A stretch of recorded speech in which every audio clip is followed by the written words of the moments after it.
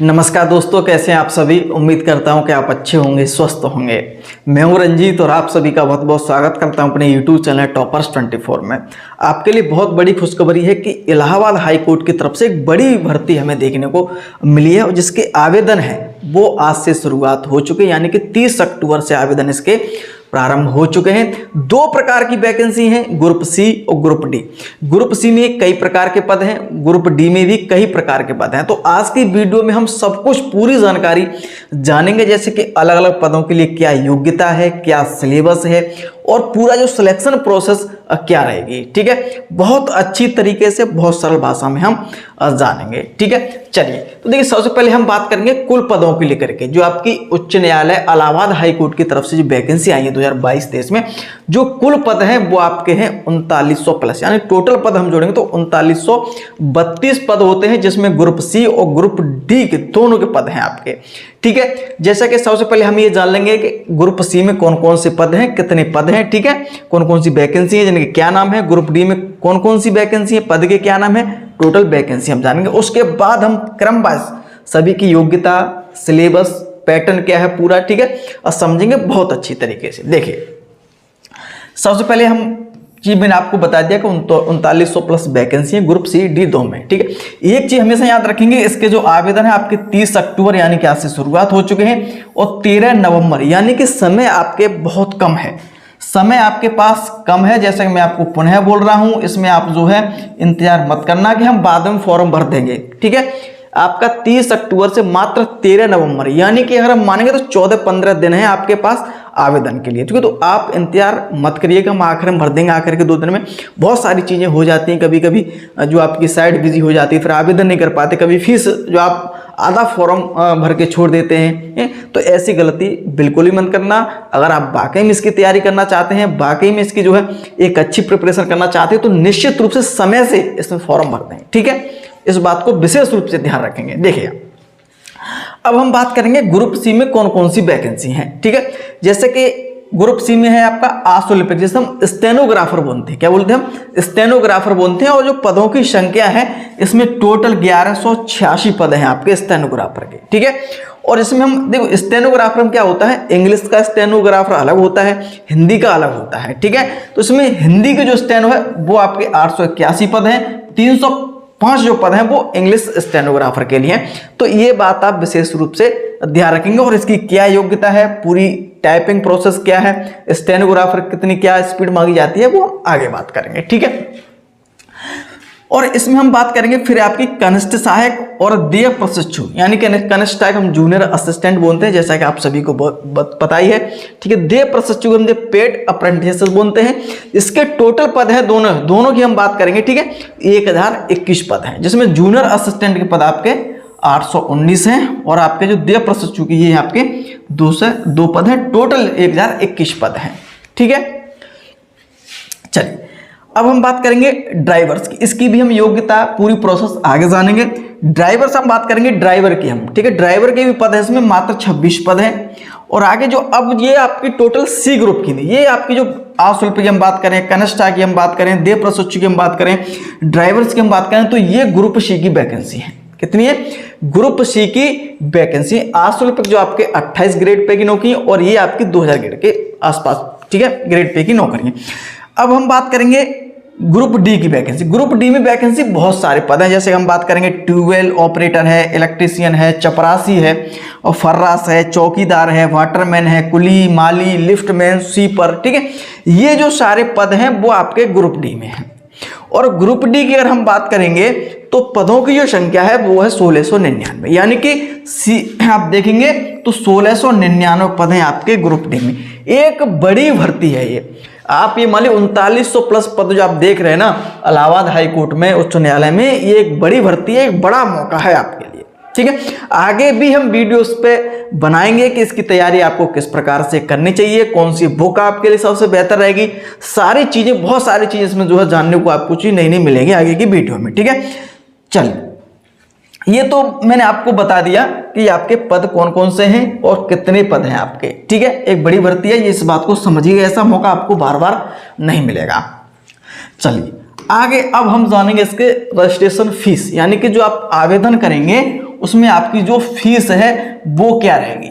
देखिए मैं एक चीज आपको बता दूं, बहुत सारे स्टूडेंट इस बात को पूछते हैं कि सर क्या एक ही आवेदन करना है इन सभी पदों के लिए, क्या एक ही आवेदन करना है? नहीं, आप सभी पदों के लिए अलग अलग आवेदन कर सकते हैं। क्या कर सकते हैं? आप सभी जो है अलग अलग आवेदन कर सकते हैं, इसमें कोई दिक्कत नहीं होगी। और सभी के जो एग्जाम है वो आपके सेम डेट में नहीं होंगे।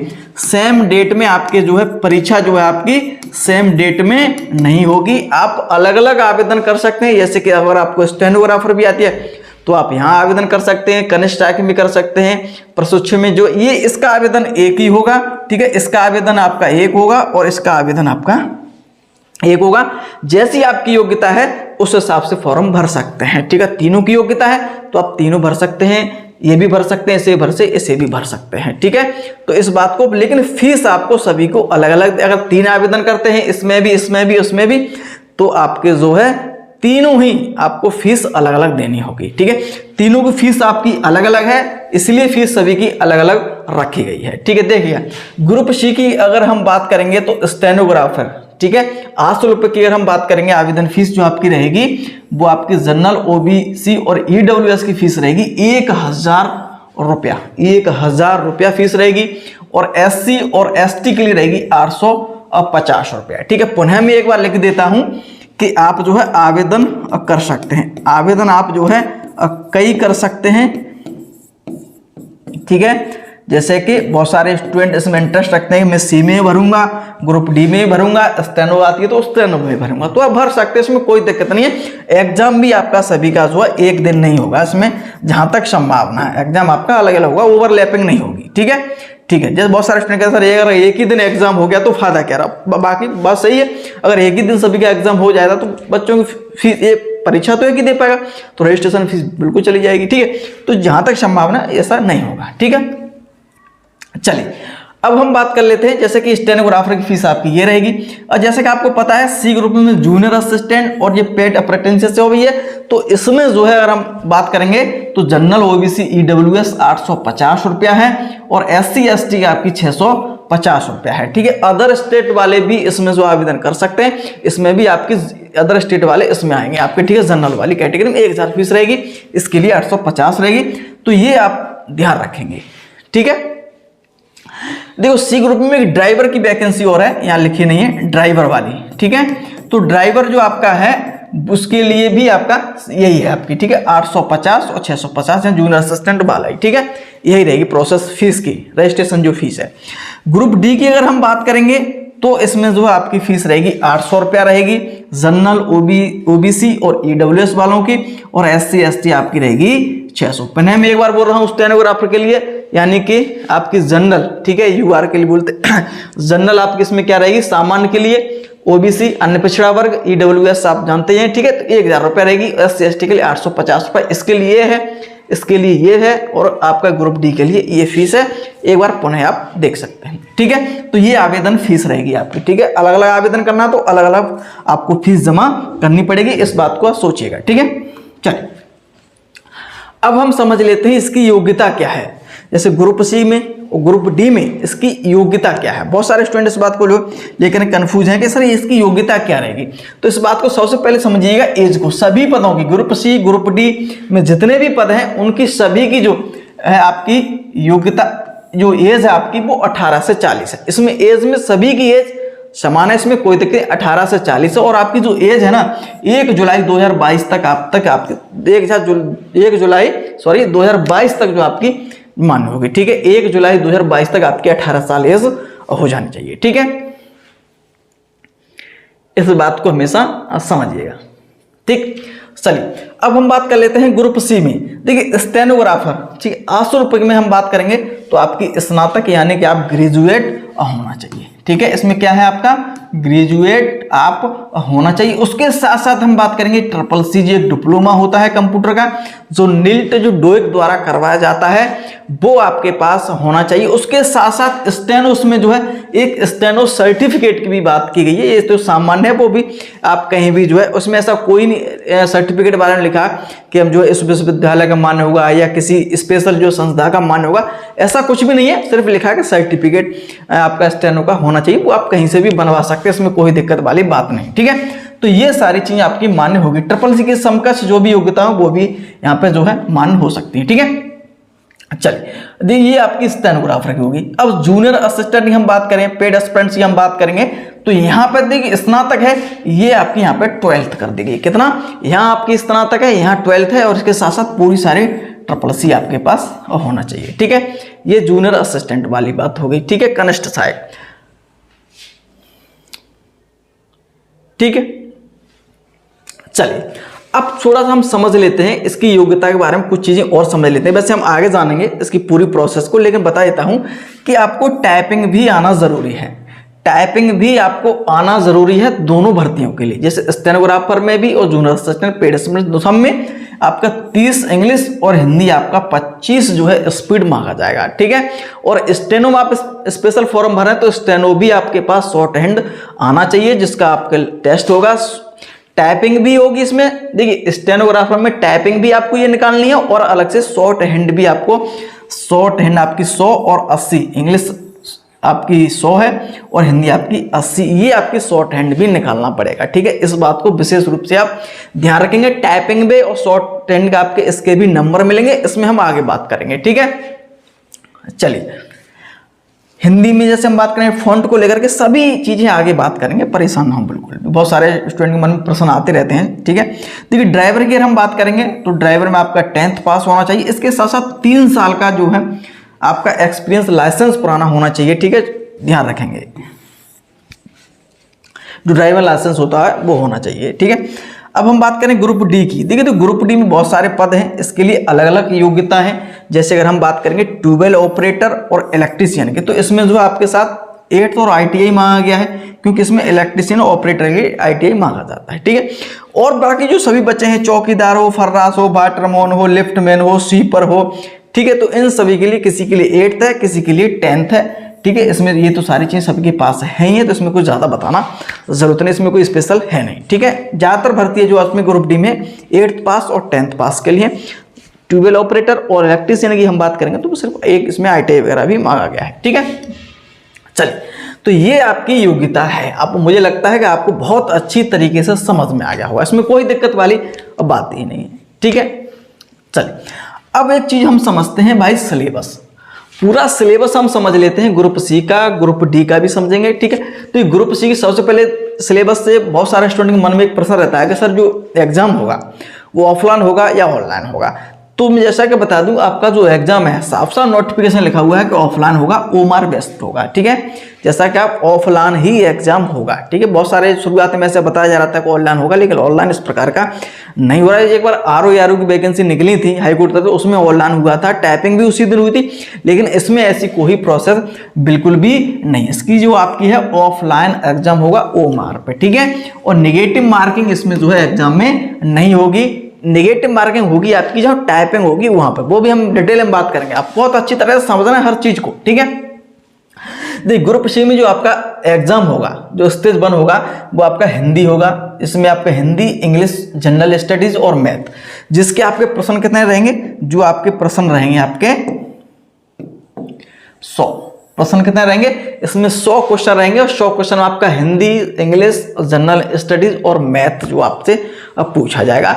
जो आप नोटिफिकेशन दिया है उसमें प्रश्नों की संख्या नहीं दी है कि हिंदी के कितने प्रश्न पूछेंगे, इंग्लिश से, लेकिन जहां तक एक आप मोटा आंकड़ा लगा सकते हैं कि सभी के आपसे, जहां तक 4 सब्जेक्ट हो सकता है कि 25-25 प्रश्न जो है और सभी के रखे जा सकते हैं। 25 को 4 सब्जेक्ट हैं, इस प्रकार आप रखे जाएंगे, और संभावना भी यही है कि यही रखे जाएंगे शायद। ठीक है, तो 100 प्रश्न आपके ऐसे रखे जाएंगे, और जो आपका पेपर होगा वो 90 मिनट का होगा, और 90 मिनट में आपका जो है कोई नेगेटिव मार्किंग नहीं रहेगी। पुनः एक बार बोल रहा हूं, बहुत सारे स्टूडेंट्स को लेकर डाउट में है। ठीक है, ये आपका रहेगा ग्रुप सी में स्टेनो, जूनियर असिस्टेंट और पेड एस्पिरेंट जो आपकी वैकेंसी है उनके लिए ये परीक्षा है। ठीक है, उसके साथ साथ हम बात करेंगे जूनियर असिस्टेंट और पेड एस्पिरेंट के लिए क्या है, इसमें टाइपिंग है, टाइपिंग तो सभी में आपको ये देनी ही देनी है 25 और 30।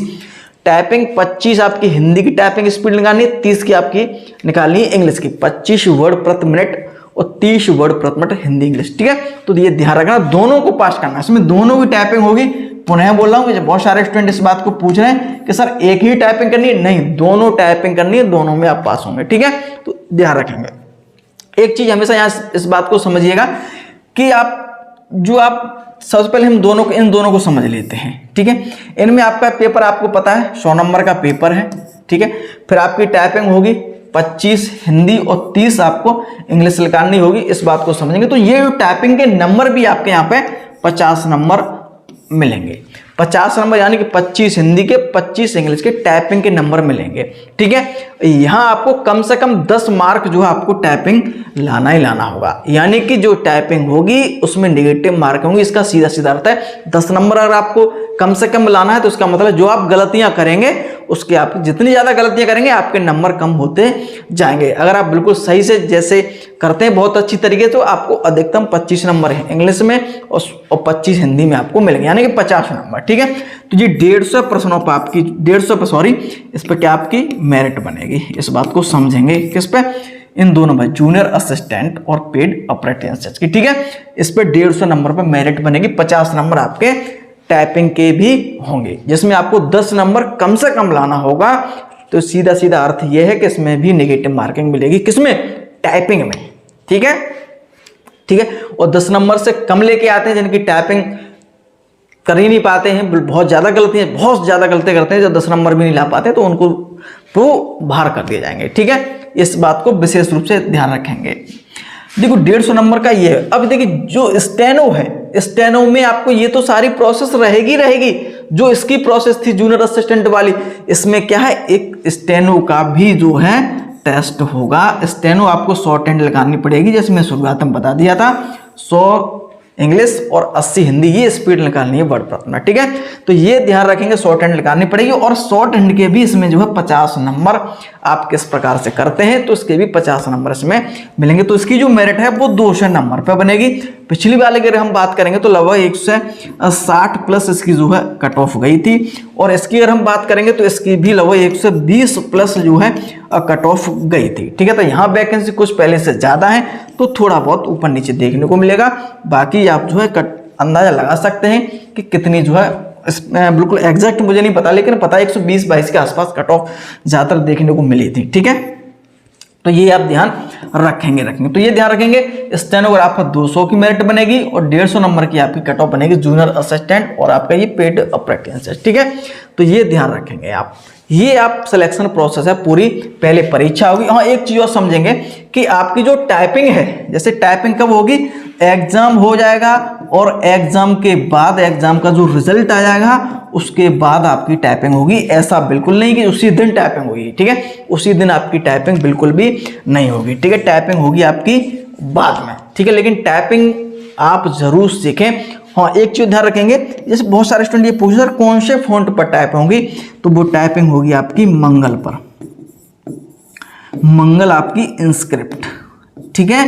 तो इस बात को ध्यान रखेंगे, मंगल इंस्क्रिप्ट पर टाइपिंग होगी। अभी तक जितनी भी भर्तियां हुई हैं इलाहाबाद हाई कोर्ट की तरफ से, सभी में मंगल इंस्क्रिप्ट पर ही टाइपिंग मांगी जाती है। बहुत सारे स्टूडेंट जैसे बता दो हिंदी में जैसे कुर्तीदेव पर भी सीखते हैं, लेकिन इसमें स्पेशल जो है मंगल पर मांगी जाएगी, कुर्तीदेव पर नहीं मांगी जाएगी। तो इस बात को विशेष रूप से ध्यान रखिएगा, ठीक है। तो ये आपकी टाइपिंग होगी, एग्जाम होने के बाद रिजल्ट हो जाएगा, उसके बाद होगी। और मंगल और फॉन्ट आपका ये होगा जो मैंने आपको अब बता दिया है, ठीक है। इसमें अगर किसी भी प्रकार की अगर डाउट है, आगे भी हम मैं बात करूंगा, इसमें अगर किसी भी प्रकार की अगर आपको डाउट है तो आप मुझे जाकर इंस्टाग्राम पर जा सकते हैं, फॉलो कर सकते हैं और मैसेज कर सकते हैं। निश्चित रूप से आपको रिप्लाई देने की पूरी कोशिश मेरी तरफ से रहेगी।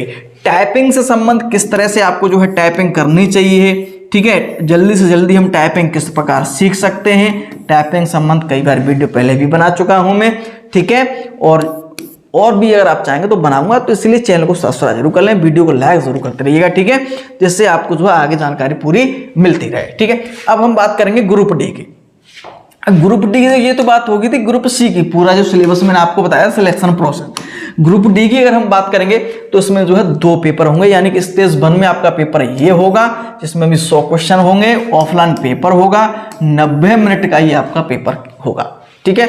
और ये आपका रहेगा फर्स्ट, फिर आपका ऐसा रहेगा दूसरा पेपर, ये रहेगा आपका दूसरे पेपर। सेम सिलेबस है आपका, इसमें सेम सिलेबस है, लेकिन बस ये है कि आपका जो है पेपर इसमें 2 होंगे, ठीक है। एक पहले होगा, उसके बाद ये होगा। ये भी आपका 90 मिनट का ही पेपर होगा। इसमें भी 100 क्वेश्चन रहेंगे, निगेटिव मार्किंग आपकी बिल्कुल भी नहीं है, इसमें कोई टाइपिंग वगैरह नहीं, इसमें कोई आपकी जो है टाइपिंग वगैरह नहीं होगी। लेकिन इसमें जो आपका स्टेज 1 में भी पेपर होगा, स्टेज 2 में भी एक पेपर आपसे करवाया जाएगा, ठीक है। तो ये आप पहला पेपर ये होगा, इसका रिजल्ट के बाद ये फिर पेपर आपका होगा, ठीक है। तो ये ग्रुप डी की पूरी प्रोसेस है, ठीक है। ये सिर्फ आपकी जो कट ऑफ है वो 100 नंबर पर ही इस वाले पे लगेगी, वो 100 नंबर आपके 2 पेपर होने आपके इसके, ठीक है। तो ये बात आप समझे ग्रुप डी में, इसमें टाइपिंग वगैरह कुछ भी नहीं रहेगा, ठीक है। कोई भी डाउट मुझे नहीं लगता कि आपके मन में रही हो, कोई भी अगर डाउट है, अगर आप पूछना चाहते हैं तो बात जा सकते हैं, नीचे लिंक दिया है, इंस्टाग्राम दिया है, वहां जाकर आप फॉलो करें, मैसेज छोड़ेंगे आप तो निश्चित रूप से मैं इसका जो है रिप्लाई करूंगा ही करूंगा। और आगे भी मैं आपको बताऊंगा ग्रुप डी के लिए सबसे बेहतर बुक कौन सी, कैसे आप घर बैठे तैयारी आराम से कर सकते हैं। ग्रुप सी की भी बात करूंगा, टाइपिंग किस प्रकार से बहुत अच्छी तरीके से आप सीख सकते हैं। तो ये सारी वीडियो नेक्स्ट वीडियो आपको मिलती रहेंगी, ठीक है। एक बड़ा मौका है, मैं मानता हूं एक बड़ा मौका आपको मिलने जा रहा है, शायद ही अब आपको 2 से 3 साल में ऐसी भर्ती देखने को मिले। और हाई कोर्ट में बैठना एक बहुत बड़ी बात होती है। अगर आप जूनियर असिस्टेंट हो जाते हैं, स्टैंड हो जाते हैं, या ग्रुप डी में आप इंटरेस्ट रखते हैं तो बहुत अच्छा है। और मेन चीज है आपको एक ही जगह पूरा उत्तर प्रदेश में, अगर हम बात करें इलाहाबाद में ही आपको जो है वहां पर ही रहकर आपको ये पूरी, अगर हम बात करें चाहे आशुल्क हो, चाहे कनिष्ठायक हो, चाहे देय प्रशिक्षु हो, ड्राइवर, वहीं आपको जॉब करनी है। उसके साथ साथ एक बड़ा मौका ये होता है कि आप जो है कहाँ इलाहाबाद में रहते हैं, इसके साथ साथ वहाँ बहुत सारी आप जो है पढ़ाई आपकी जो है रेगुलर हो सकती है, क्योंकि वहाँ पढ़ाई का अभाव है इलाहाबाद में। तो ये बहुत सारी चीज़ें, एक अच्छा शहर है, आप जो है अच्छी तरह से जॉब आराम से कर सकते हैं, ठीक है। उम्मीद करता हूं कि ये वीडियो आपको पसंद आई। अगर वीडियो पसंद आती है तो लाइक शेयर जरूर करिएगा, चैनल को सब्सक्राइब करें। वीडियो देखने के लिए आप सभी का बहुत बहुत धन्यवाद।